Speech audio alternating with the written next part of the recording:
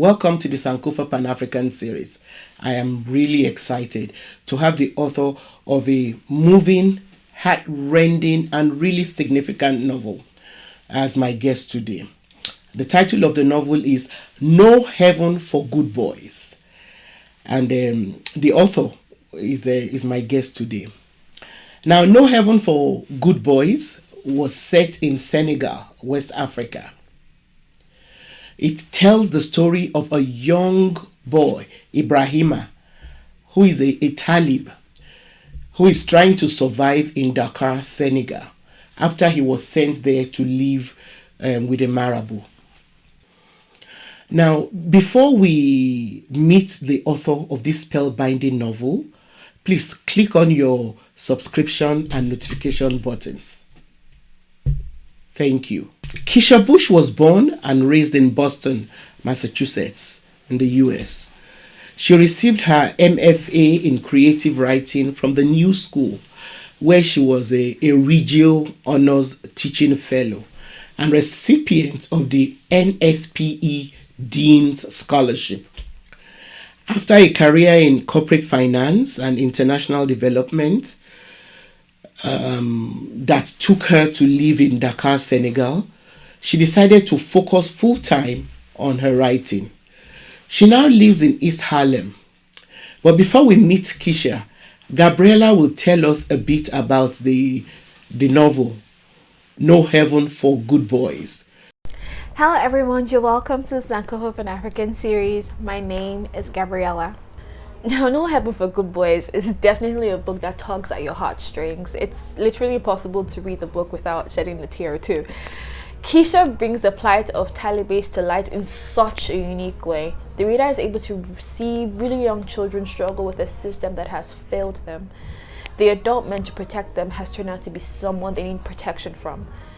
Hope comes across very strongly as well. Ibraheema, who is surrounded by so much pain and uncertainty, still holds on to hope and believes that he can make something of his life. At different points during the book, we see him hint at becoming something more than a Talibé. Keisha has been able to discuss an incredibly sensitive matter in such a profound way that is sure to get conversations started. No Heaven for Good Boys is a definite must-read for lovers of powerful stories that draw attention to issues in society. It's available on Amazon, Barnes& Noble, Audible, and other select stores. Thank you, Gabriella. Hi, Keisha. Welcome to the Sankofa Pan African series. I have been really excited and looking forward to, talking to you about this your awesome novel because the theme is one that resonates with me in so many ways. I'm passionate about education for young people, and I even actually run two schools in Lagos, Nigeria, for children from homes from low income families, children at the very bottom of the economic pyramid. And unfortunately, this tradition of sending children out to beg is not unique to Senegal. We actually have it in Nigeria too. They're called the Almajiri. So it's really sad. It's really sad. So please tell us more about Alibi and what drew you to write this novel about Okay. I am from Boston, Massachusetts, and I had always wanted to go to Africa, like to the continent. And I found an opportunity to be a volunteer and ended up coming over. And I later found work teaching English when I was in Dakar, Senegal. And I'd seen these little boys around. They have a can, just a t-shirt on, no shoes, no other clothing, and street kids. But I started asking questions because they would ask me for money, and if I had it, I gave it to them. And my expat friends from the US had their opinions. My neighbors, who were very traditional and older, had their opinions, which was, this is tradition, that's what boys do. And then I asked my younger Senegalese friends who had either lived abroad or, we were just friends, and I asked them about it. And they were like, yeah, this is a problem. But they explained more because I was just like, who are these children? Are they Mm, orphans? mm, And the Taliban in Senegal are technically not orphans. They have parents, and it's their parents that send them to this teacher, to a mhm, dara, which is a school of the Quran, right? And they're supposed to learn the Quran. And the goal is to memorize the Quran within and it usually takes about 3 to 5 years. But instead of really teaching the children, they're forced to beg. And these kids are Taliban for 10 years, mm, and it starts at 5. They could be as young as 5, but I mm, saw and interacted with children who were 3 years old. mm. And so it broke my heart. And I wasn't a writer when I was living in Senegal. I never even thought I could be a writer. Wow. Okay. You must have been really moved by their Yes. plight. Yes. And when I returned to the US in 2008, um, I was working, but then decided to change careers, to try Mm, and change careers and pursue my love of writing. And in 2010, the story of the Taliban just came forward. I never even intended to write about them, but they were mm, in my heart. mm, And when I started writing, their story came forward. And to be honest, they're the ones who helped me with my career, because I would have given up writing had it not been for the Taliban and wanting to tell their story, and then tell their story on a platform that could bring other people in, bring readers in. They don't have the ability to tell their story to the world. So, and I saw writing and fiction as a vehicle to tell this nonfiction story, to reach greater audiences mm. for them. And the one thing that comes across with your stories is the heart, is that this was a story that actually touched your heart and that Mhm. you wanted told in a way, like you said, that would draw people in and keep it in their consciousness, not just read and put down and okay, business as usual. It touches you, it's going to stay with you, and hopefully it's going to compel people, Yeah. who read it, to find ways, to take some kind of action. I love it.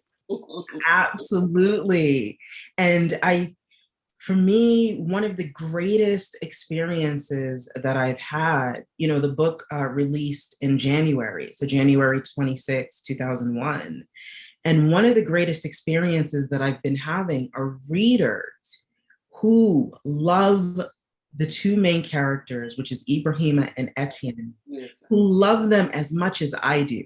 Because instead of um, writing myself into the story, right? There is no American savior in this book. And that is something that's very different. Yes. The characters are African, Yes. right? I'm representing my people, okay? I love that about it. And they're telling their own story. I am the writer, I'm the vehicle. I'm the vehicle to write the story, but the story is not about me. The story is not about having some Western savior. And Etienne and Ibrahima, and Ibrahim is the protagonist, but Etienne is his cousin. Yeah. They represent all of these children, because you can't write about 100,000 kids and really pull people in to really connect. But those two boys represent all of the Taliban and all vulnerable children. Because we're a global village and we need to care about all children. Thank you. Thank you. Because, and so these two brilliantly, drawn out characters, so they are like an amalgamation of children you met, or were there maybe one or two that actually kind of Yeah, came alive in your novel? So there were two children that I only had met once, but one was an older, I could tell they were brothers and that they were new Taliban. And the little one was frightened of me. And I bought them egg sandwiches, and the older boy, who might have been like 8, and the little boy had to be at least 3 or 4, maybe 4. He was being the 8-year-old was being the brave one, you know? And I bought them egg sandwiches, and then we went to a small boutique, like a small little store, to get them something to drink. And my heart broke because I could tell that they were new Taliban and they were by themselves. They weren't with a bigger cluster because there's so much fighting that goes on amongst the boys. But I got to know clusters of the children. I remember one time 4 Taliban, one was crying. And I said, hey, and this is in French, my broken French. And I go, hey, what's going on? And he's like, that one threw sand in his eyes. And that hurts, so I bought a bottle of water and I poured it on it. And the boutique owner's like, you just bought bottled water to pour on a Taliban's eyes? Can you imagine? Right? And then I remember telling them, and not, scolding in a loving way. I said, hey, you all are brothers. And you have to look out for each other. So the one who threw the sand, I'm like, okay, maybe he did something, that made you mad. But you can't do that to your brother. And he was like, yeah, like he was like, yeah, you're right.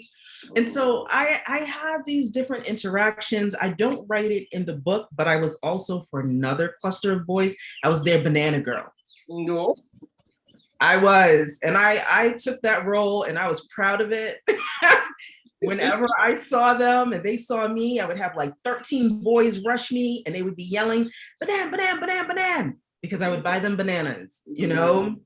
It's filling. I can buy 10 boys, 13 boys. I was kind of broke at the time, but they just filled my heart. And I have all of these different little experiences with them that are interwoven in the book in different ways. Really, really awesome.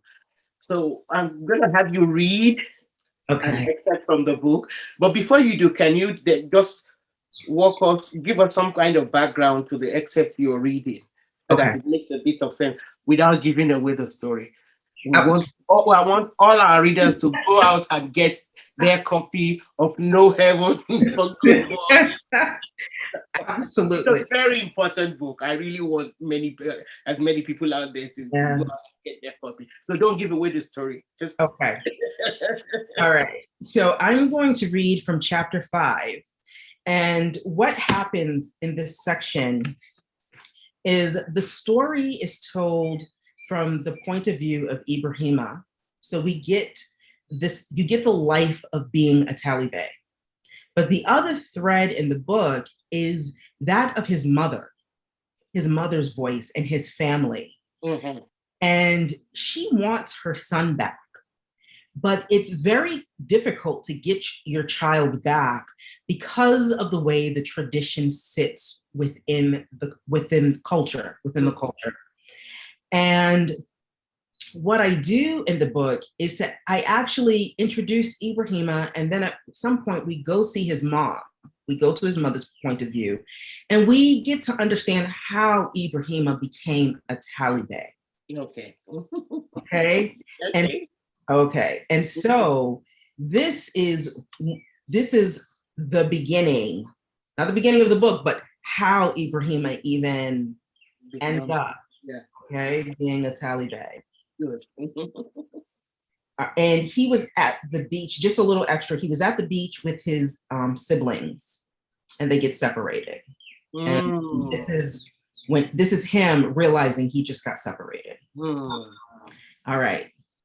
A melange of orange, yellow, and purple hues reflect off big cumulus clouds as the sun rests on the horizon. The small crab Ibraheema has been toying with turns to him, its claws set to attack. He calls out to Musa to come see, but gets no response. He looks up. His friend is nowhere in sight. When he looks back down, the crab is gone. He could hear them all talking just a while ago off the distance, but all that fills his ears now is the incoming tide. He stands up to see if Musa is crouching down somewhere, but the beach is empty. The path in front of the rocks and the dune he had crossed earlier is now completely swallowed up by the sea. He is the only one there. Mhm. Musa, nothing. Aisha, silence. Fatu, Binta. The tide is coming in fast. He looks up at the sky and frowns. His body begins to sweat even as the cool ocean breeze washes over him. Being on the beach at night brings bad luck, and it's getting dark. The beach is the only place evil spirits can sneak onto land without being seen. They can walk right along beside you without you even knowing it, his father once told him. Ibraheema looks to his left. The dune looms high above him. He looks to his right. The coast stretches on for what seems like eternity. If he goes in that direction, he would be walking farther away from his village, and he's never been down that end of the beach before. In front of him lies the rocky wall that encases the coast. The tide slaps at the back of his ankles. He walks forward and tries to climb the dune, but his feet sink into the soft sand and he slides down the steep incline. Trying again, he drops down to his knees in an attempt to crawl, but he ends up face down, clutching handfuls of soft earth. He lies sprawled out on his stomach in defeat. Mm. What are you doing? A voice rings out through the noise of the crashing waves. Ibraheema rolls over to find a man standing behind him. He had just looked down the coast and hadn't seen anyone before. Didn't you hear me? The man shifts his weight. Answer up, boy. Ibraheema stands and looks up at the man wearing a black bubu, his head wrapped in a matching turban. I'm trying to get back home. Where do you live? Ibraheema points towards the dune. Come with me. I'll show you the way back. The man turns to head down the coast away from the village. Ibraheema doesn't move. He doesn't trust the stranger. If you stay here, the tide will gobble you up and you live out the rest of your life as a fish, running from the fisherman who wants to eat you. Mhm. The swelling tide, angry and aggressive, crashes against Ibraheema's legs. He looks toward the dune one more time, hoping to see Musa or his sisters, but he knows they are gone, so then turns and follows the man down the beach. What's your name? The man asks. Ibraheema. How old are you? 6. Ibraheema holds his hand up, fingers spread wide. That's a good age. They walk for what feels like a long time before reaching a set of deteriorating cement steps leading to the top of the cliff. Be careful, the stranger says, standing aside for Ibraheema to ascend first. Ibraheema uses both hands to climb the tall stairs, relieved to see the crest of roofs in the distance. The two of them walk toward the unfamiliar small quiet village, tin-roofed shanties to the main road. I'm sure your family must be worried about you by now. Let's find a taxi to get you back faster, huh? The man hails a horse-drawn wagon. He lifts Ibraheema onto the back and then hoists himself up. Ibraheema's body balances to the rhythm of the horse trotting against the dirt road, the smell of manure lingering from the day's errands. Hay scratches at the backs of his legs. He looks up at the man, but with the evening settling in, he can only make out the silhouette of a face. His eyelids hang heavy, but are shocked open with every rock the wagon stumbles over. Ibraheema jumps to attention at the sight of the mosque his family attends. I live here! The man shouts to the driver to stop. Once his feet are planted firmly back on the ground, Ibraheema runs down the sandy path all the way to his house. Barreling through the front door, he's greeted by a chorus of relieved voices. Ibraheema, alhamdulillah. My baby, where have you been? His mother exclaims. Where did you run off to? His sisters ask over one another. We thought you were with us. Musa said you were together, and then when he looked up, you were gone. Don't do that again. The water got really high. I couldn't get to you, Ibraheema says, on the verge of tears. Fatu, don't yell at your brother. You should have kept a closer eye on him. The one thing I ask you to do, just one thing. Watch your brother. But Mama, I was watching him, Fatu says with a pout. Maimuna rushes over to Ibraheema and scoops him up into her arms before he can respond. Binta wraps her arms around him and their mother. Aisha joins in, roping in a begrudging Fatu. I was so frightened. I thought you had drowned, Binta exclaims ever the drama queen. Don't talk like that, Binta, Maimuna says. Idrissa walks into the house then, and his face lights up at the scene before him. The stranger from the beach trails behind. Ibraheema, Papa, Ibraheema says, reaching out to his father from the hive of women enveloping him. That's who brings me home, Ibraheema says, pointing to the man behind his father. Your father was searching all over for you, my baby, Maimuna says. Well, we have this gentleman to thank, Idrissa says. Oh, monsieur, thank you. We owe you everything we have for bringing back our only son to us. Please join us for dinner. It's the least we can do. Fatu, my love, get our guest something to drink, quick. Fatu sighs and exits the room. Maimuna sets Ibraheema down and the family ushers the stranger into the living room, offering him the best chair in the room. Fatu brings a cup of bisat and sets it on the coffee table in front of their guests, chastened. Ibraheema, my baby, come to Mama so we can get you into clean clothes before dinner. My kind sir, what is your name? Idrissa asks as Maimuna leads Ibraheema by the hand to go bathe. Ibraheema looks up at the stranger in the light as he passes. The man's face is greasy with sweat, his eyes cloudy and dull. Marabou Ahmed, he says with a quiet smile. Ibraheema follows his mother out of the living room. This discussion will be continued in the next episode. Thank you for watching. Don't forget to subscribe to the Sankofa Pan-African series channel.